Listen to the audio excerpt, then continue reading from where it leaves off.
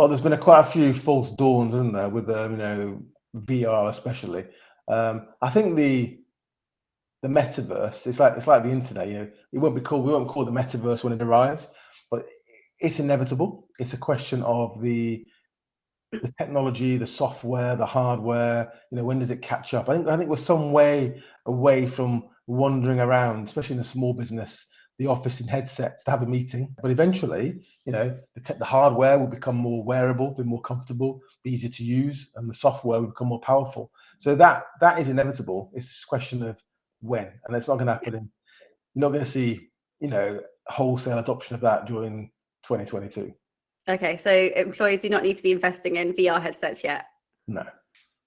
It's an interesting one. So my partner's, she's doing a house up, and she went to buy a kitchen, and they kind of designed it in this place, and then they gave her a VR headset to have a wander around it.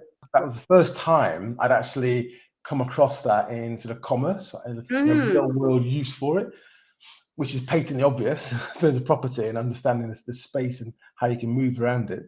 I think you're going to see more and more of that, because at that level, it works. It's still not. Yeah.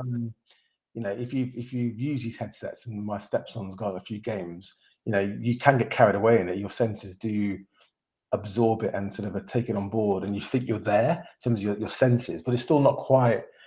It's not quite there, I think, for sort of human interaction. I think you're going to see some people using it just to try something different and to sort of innovate and differentiate, and that'd be quite exciting.